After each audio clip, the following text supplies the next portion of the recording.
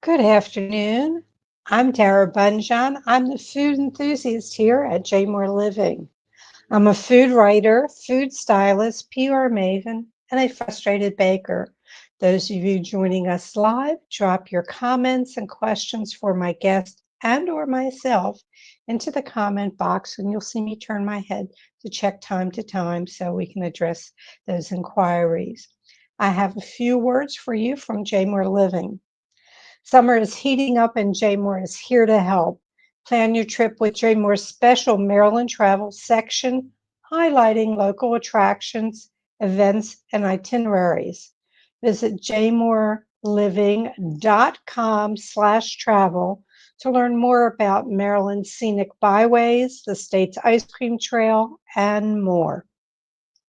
Today's guest will be half of the dynamic duo of Cooking with Bruce and Mark podcast, Bruce Weinstein. The two of them cook through recipes, give hints, dispel myths. Also, they will definitely make you laugh. Chef Bruce Weinstein, along with his partner Mark Scarborough, are authors of 37 cookbooks, from the Ultimate Ice Cream Cookbook, multiple Instapot cookbooks, air fryer cookbooks, and now the latest cookbook due out July 29th, Cold Canning Cookbook, the easy way to preserve the seasons without hot water processing.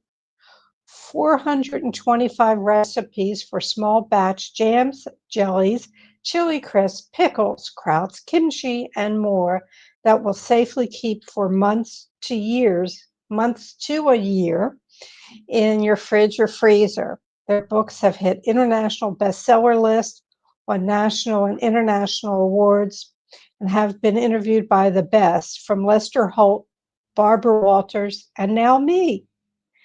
Let's welcome Bruce back to the Food Enthusiast. Hey Dara, how are you? I am doing great and always happy to see your face. You're such a sweetie, you and Mark. For people, I ages ago did some food styling for them when they were in Baltimore, and we've stayed in touch over the years. Over the I mean, decades at this point. right, right. So, what's on your plate today to do other than this show? I've been to the supermarket already. I've been to two supermarkets. My mom is in town visiting from California, and I'm taking her out shopping again later. So we'll get yet another supermarket because you can never get to too many supermarkets in one day. Going to a local ice cream store, and I think we're going to pop in on a jeweler and see about getting some batteries changed in a watch. So that's my day. Well, is that the ice cream store that you talked about on your ice cream podcast? That's all these vegan ice creams? Yeah, the Canton Valley Creamery. They do some fabulous ice creams, and they do vegan ice creams, which I just love. Their base is a combination of oat milk, coconut milk, and cashew, so it's really rich and chewy. And I love a chewy ice cream, so that's why I like going there. Great flavors. What's a chewy ice cream? I think a creamy melting, but Yeah, and sometimes ice creams get chewy, and I can only describe it as sometimes it's like peanut butter ice cream always has a bit of a chew to it because of the peanut butter in it. So certain vegan ice creams, because of the thickeners and because of certain kinds of fats and the nut fats, it gives it a chewiness that I just love. And it melts and it's creamy, but you can actually chew it. I don't know, there's something about it. That's the way I like to describe ice cream. well, since we're on ice cream, this is National Ice Cream Month, July and always is. and you always do an episode on your podcast, Cooking with Bruce and Mark. Folks, it's all you need to remember. Cooking with Bruce and Mark. Facebook, Instagram, TikTok, YouTube. And you got to listen to the podcast. That's all I can say. It's great. They do about a 30-minute episode. Mhm. You're not, you know, vested into like an hour listening to something. It's always light, airy, and Yeah. full of information. And most people So, don't know you can even speed up podcasts. When I listen to podcasts in the car, I always put it on 1.25 So it goes a little bit faster so that I can listen to podcasts in a shorter drive. So if you're even worried about 30 minutes, turn up the speed, listen to it faster. For that, or if you don't want to hear the commercials, but you have no We don't commercials. have, we are unsupported. Yep. Unsupported, so let's bring that out. So, National Ice Cream Month. Mm. Your number one seller, this was back when I initially met you, you did the Ultimate Cookbook series. It was the Hmm. Ultimate Ice Cream Book. It was 1999. It was published in July 4th of 1999. It is still to this day, despite having sold over 1,000,005 copies of all of our books together, that is the number one bestseller. You were you talk in that episode about trends that you see coming for the ice cream. Hmm. One of the things you brought out was potato ice cream or sweet potato ice cream, but we're not saying flavors. Mm-mm. Using potato starch, using potato flour, and especially sweet potato starch. And sweet potato starch is a fabulous thickener. And if you've never tried sweet potato noodles, which are like those glass noodles from Southeast Asia, they're better than rice noodles because they're stretchier and gummier and not even gummy, just bouncier, chewier. And if you think about putting that texture into an ice cream base, for me, it's heaven because I get that chewiness I like. It doesn't make the ice cream rubbery. It just gives it more than Texture. gelatin can. Yeah, like gelatin, you can imagine gelatin would give it some body. Well, the sweet potato starch gives it even more than body. It gives it body and texture and just a richness that I love. But it's not the flavor. For that, you want to use the whole sweet potato. And there are plenty of, sweet potato flavored ice creams out there. If you look hard enough, you'll find them. Right. Um,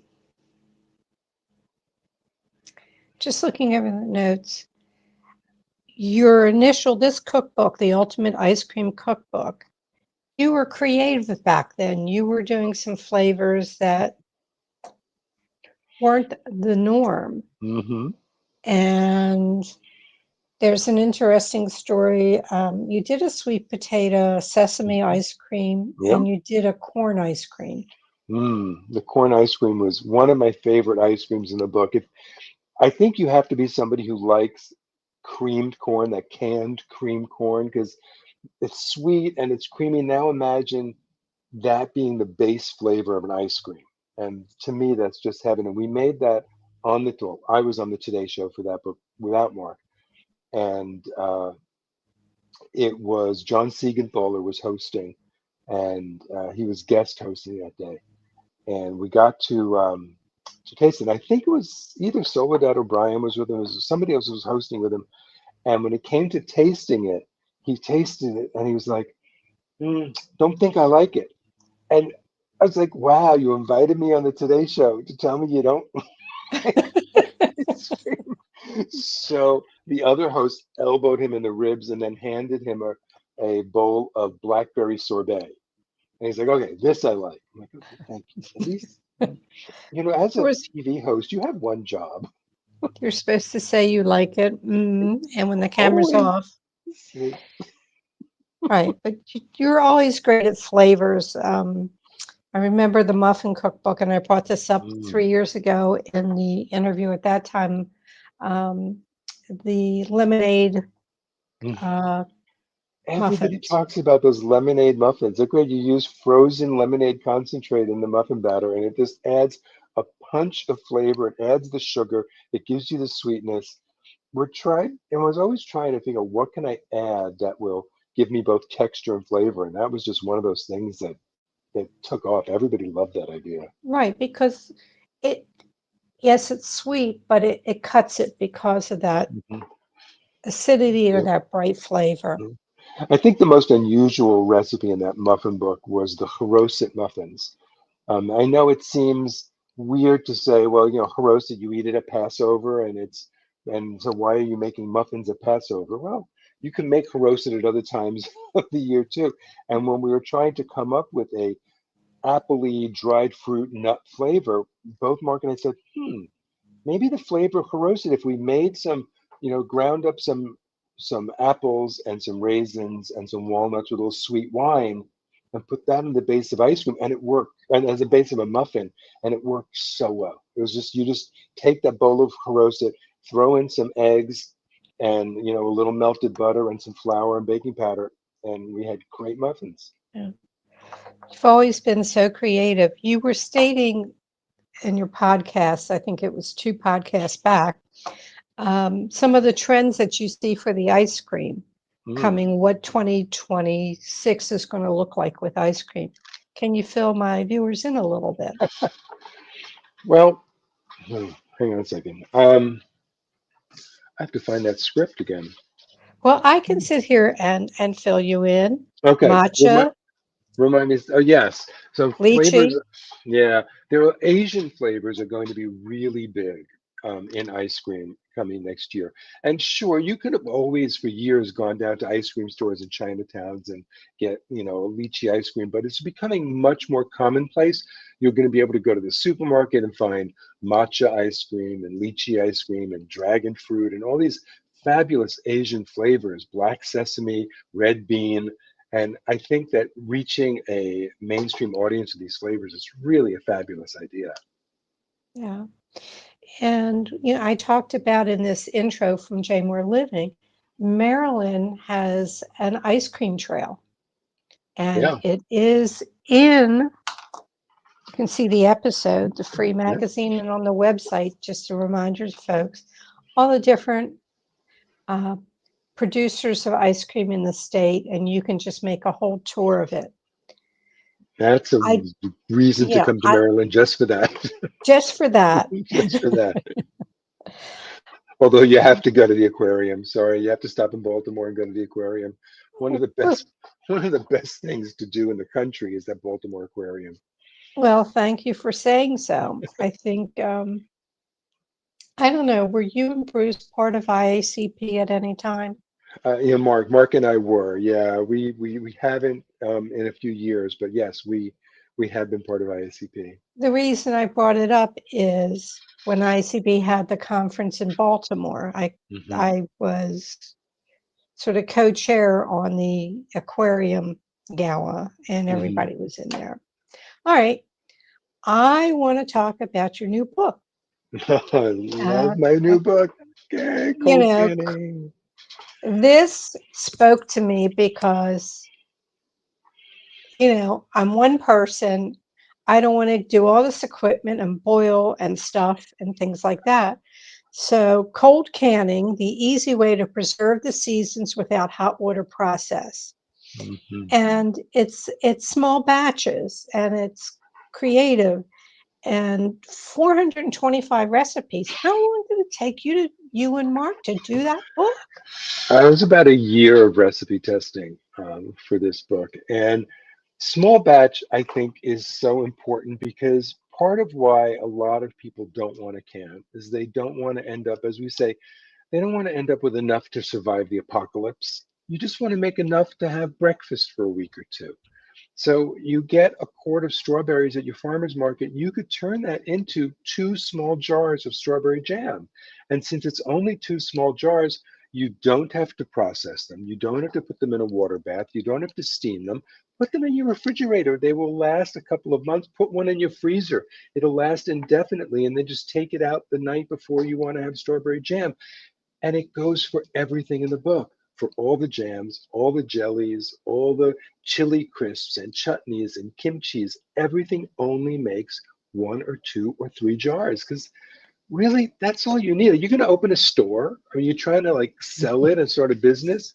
So why do you need to make 18 jars at a time? I No, don't. no. I just want to bring out, okay, so maybe a regular cookbook, you get one chili crisp recipe.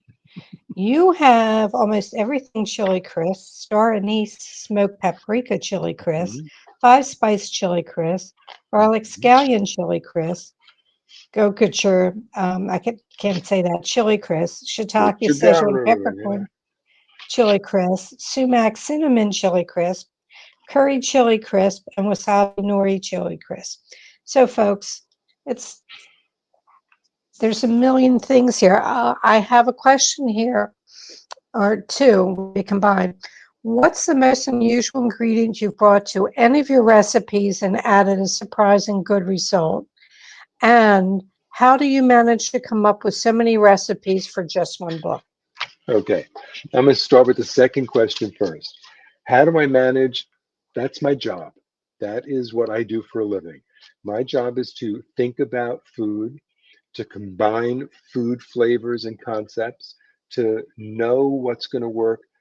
I think about flavors the way visual artists think about color, the way musicians think about notes and harmonies. I think about food and ingredients the way a dressmaker and a clothing designer thinks about fabric and the way to cut fabric and sew it together.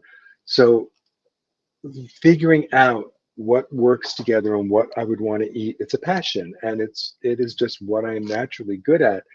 The most unusual ingredient or unexpected probably is something you just mentioned in the chili crisp section of this book, the wasabi nori chili crisp. So nori are those dried seaweed sheets that get Sheets. wrapped around sushi. And I wanted to have a chili crisp that sort of had Japanese influence of flavors. And I didn't want it to be too fishy. I didn't want to add fish sauce to it.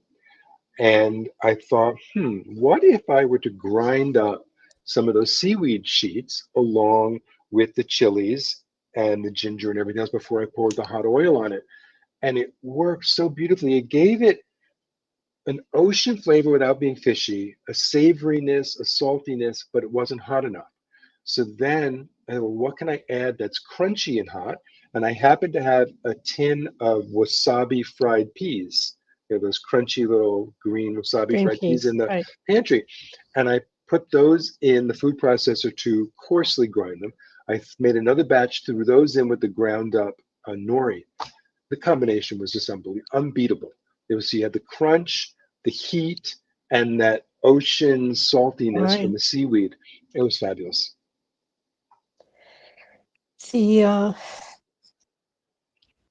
I'm sitting here just to remind people on the book, the chapters. The first chapter is the one you have to read.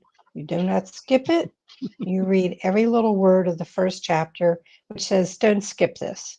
It's called Don't Skip This. That Right. is the name of it. Don't skip Skip this. this. Right. That's the Don't skip important this. thing. Don't And skip this. you and Mark worked with different organizations and colleges about the safety of the food that you were putting together in the Did canning. a lot of research on making sure. And, that's also what makes this book easier when you think about canning, because you're putting it in the refrigerator or the freezer. You don't need to worry about pH strips. You don't need to worry if the sugar level or the salt level is slightly off, because we're not making the shelf stable. So it can't kill you. Where if you're making, if you're trying to make some of this stuff shelf stable and you're off, it could kill you. So the nice thing is, we thought we should, have a reading line on this: 425 recipes that won't kill you. Yeah, so jams, jellies, preserves, and marmalade.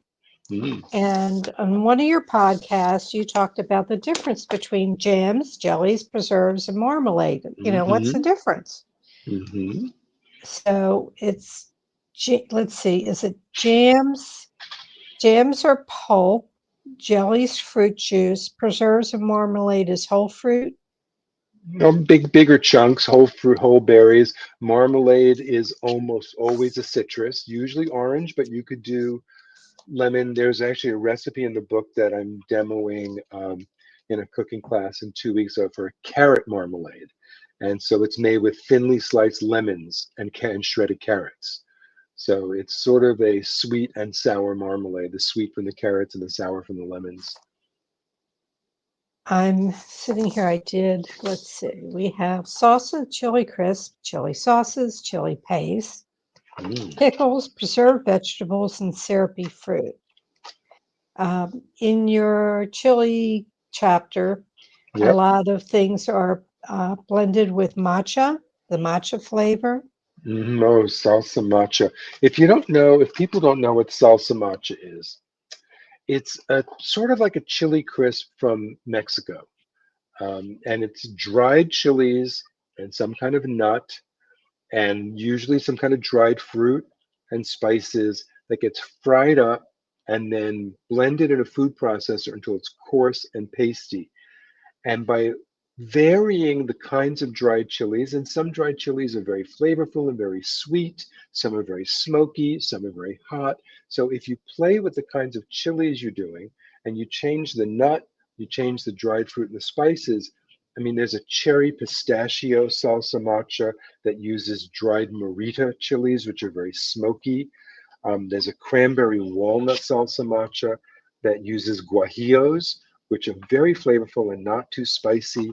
And then there's always a little vinegar in them too for a little bite. So there's a whole slew of salsa matchas, and I highly recommend that you try one and try the whole technique because it's a beautiful technique to know. And you can make these and keep them in the fridge and put them on burgers, spread them onto grilled fish, put them on a sandwich instead of mayonnaise, or mix them with mayonnaise and put them on a sandwich. You brought up the subject of vinegar. Mm, okay. What I wasn't aware of in listening to the podcast, which is Cooking with Bruce and Mark, you brought out that the acidity needed in a lot of what you're doing is 5% acidity in the vinegar, It is. but not all vinegars are the same, are they? Mm-mm. All of a sudden, there's a lot of vinegar on the market that's not quite 5%. Usually, it always says diluted to 5% acidity. And all of a sudden, you're finding vinegars that say diluted to 4% acidity. Well, that's not enough acidity to do what you want, to preserve, to pickle properly. So be careful. When you're looking at vinegar, know that you want to make sure the bottles say diluted to 5% acidity. In the years, you've done 344 episodes, you and Mark, of the podcast. Mhm. How has the podcast evolved over the years? I Mm, know I change up after 247. we did. Um, at the beginning, we did a lot of interviews, and I had chefs on, I had restaurateurs on, and then we changed that up and we just picked one topic, and we always talked about a topic. Then, about 100 episodes in, we decided to try cooking. And so we actually brought the equipment in the kitchen and we recorded us cooking and tasting stuff. And that seemed to be very, very popular. Now we've settled on a format that seems to be working quite well, where we have three segments in our podcast. And the first is always a 1 minute cooking tip, which I have never been able to limit to 1 minute, but so it's a short cooking tip. Okay. The center section, which we could pick a topic, it's trends in ice cream, it's favorite burger toppings. Sometimes I might interview a new cookbook author. It's what we had on our latest vacation in Madrid and all the food we ate, that kind of thing. Right. And then our third segment is always what's making us happy in food this week. And we encourage people to go to our Facebook page, Cooking with Bruce and Mark on Facebook, and share with us there what's making you happy in food this week.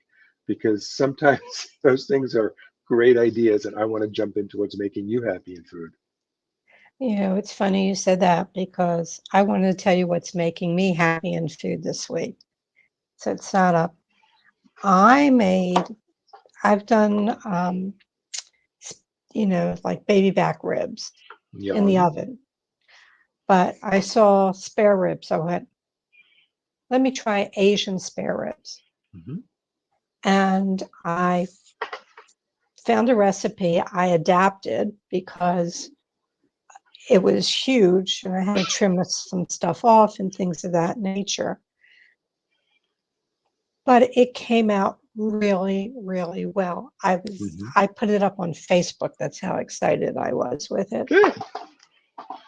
Although listening to your podcast, Cooking with Bruce and Mark,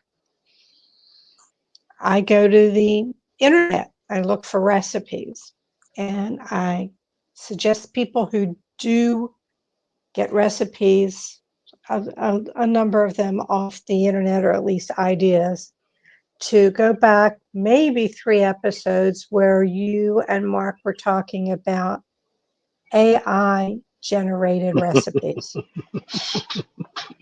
Be That I careful. went, that That's scared what's me. happening. It's what's happening. AI is generating everything.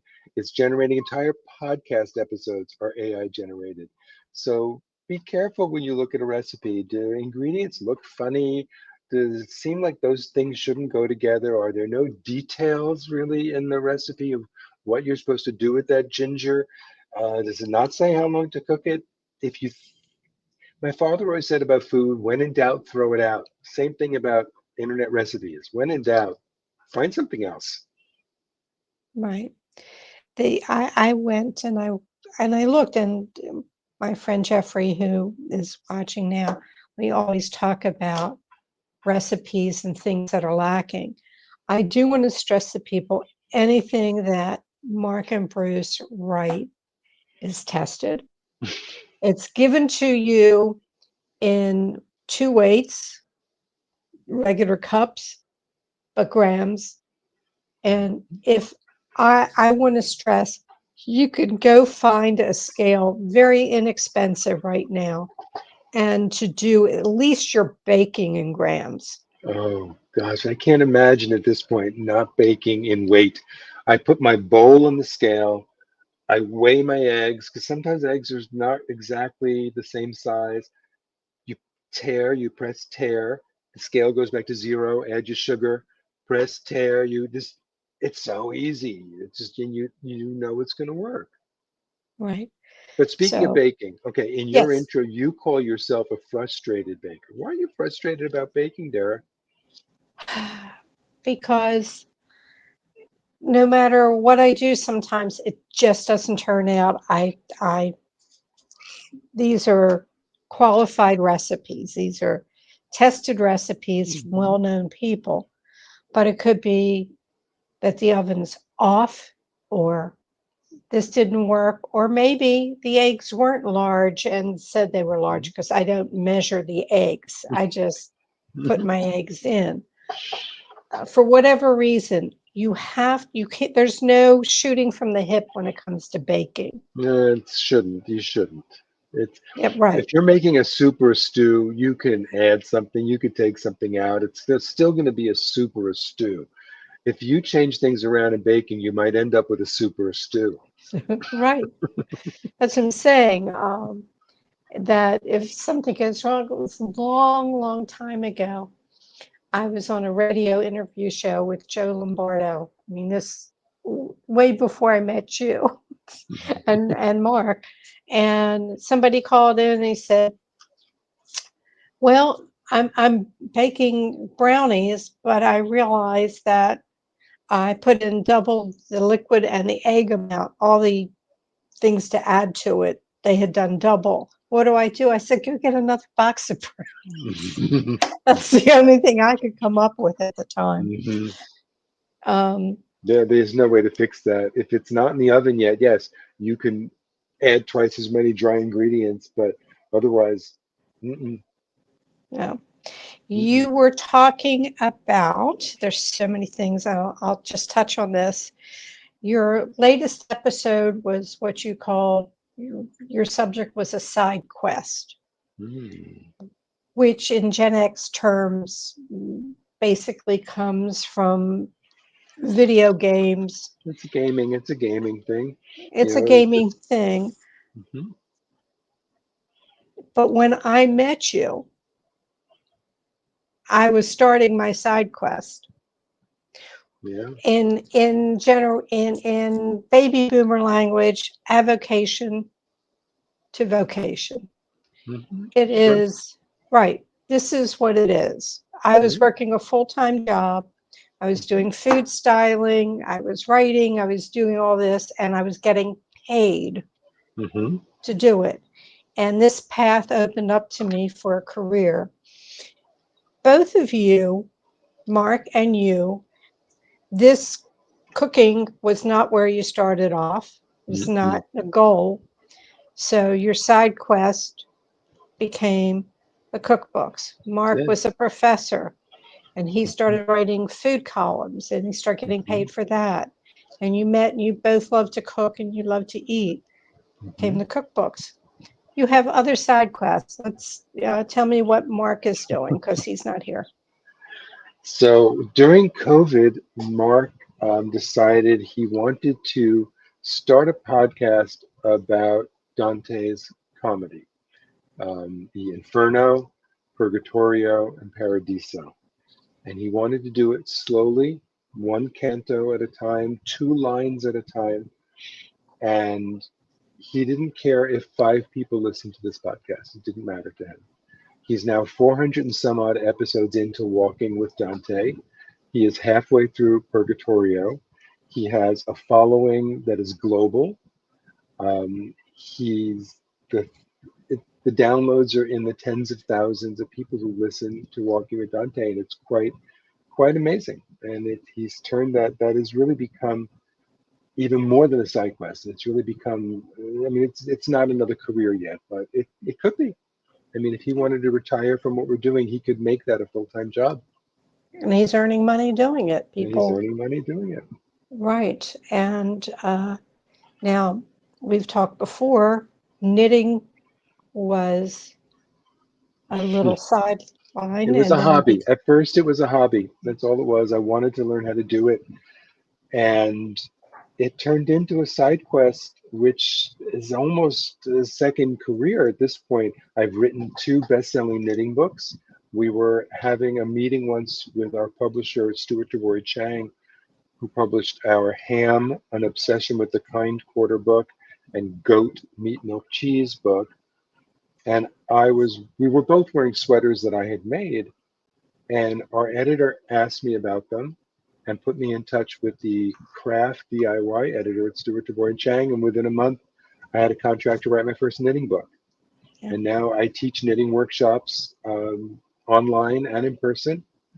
And I teach knitting workshops in local libraries. And I've written those two knitting books. I have dozens and dozens of knitting patterns that are for sale on my website at bruceweinstein.net. Um, so yeah, that for the last 15 years, that has been an intense side quest. Right. And the new thing Mm. is The new becoming thing you're going for certification to to be a be a patient advocate. board certified patient advocate. And a lot of people don't even know what a patient advocate is.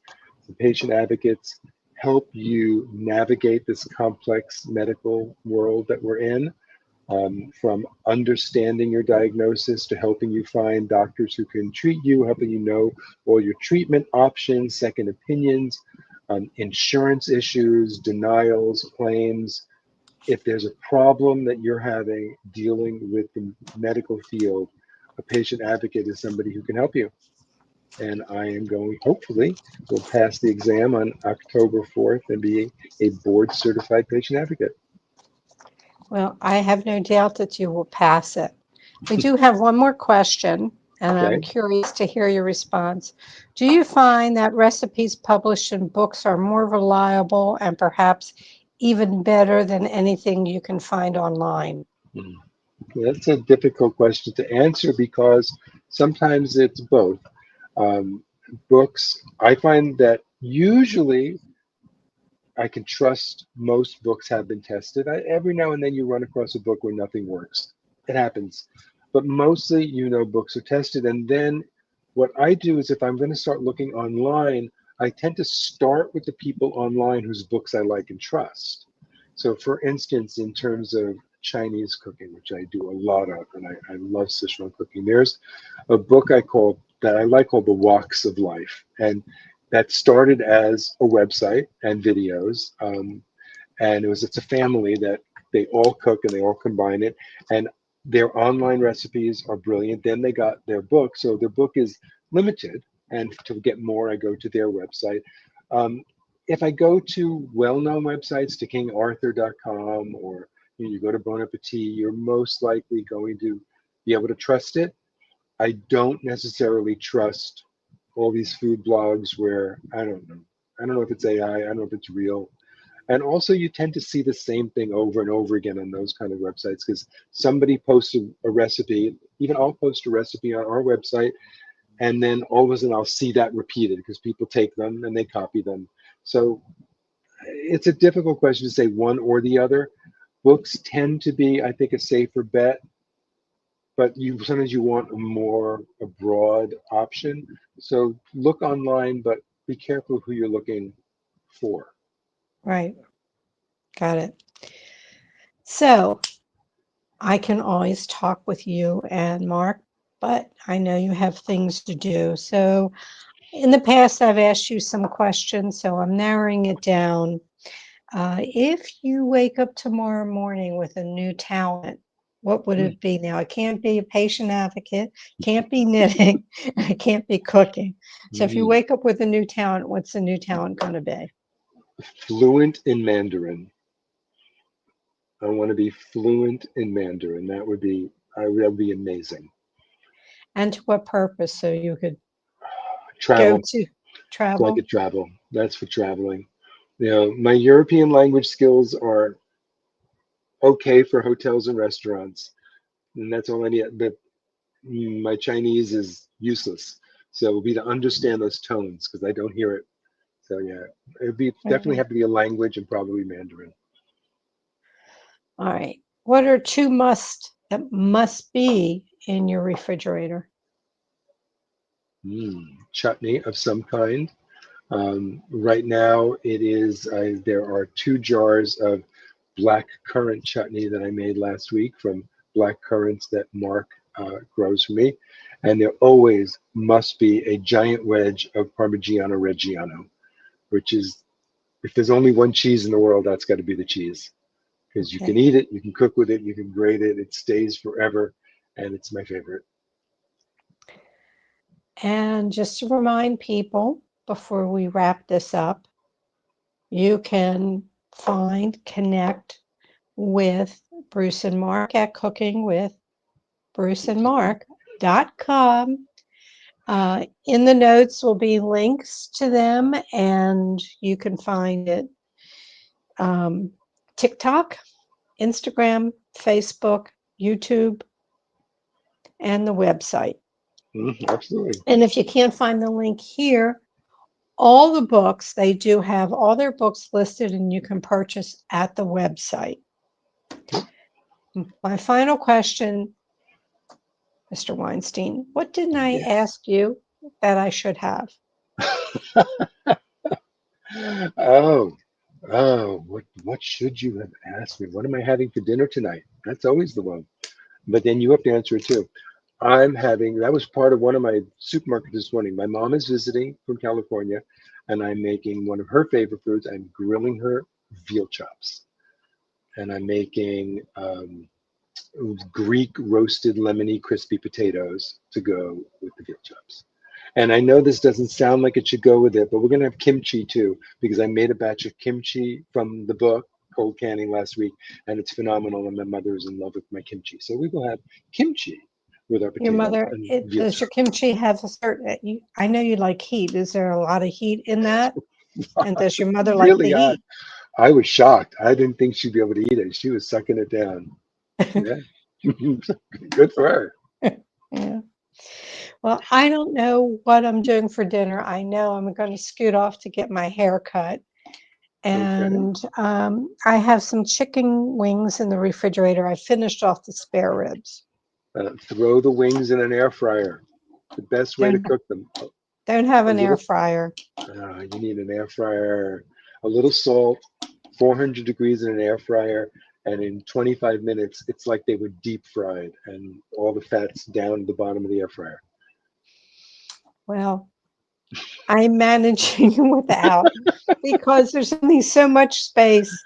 I have my microwave and I have my toaster oven. I All know I right, can toss the toaster oven, get something with a air fryer in it, there you but go.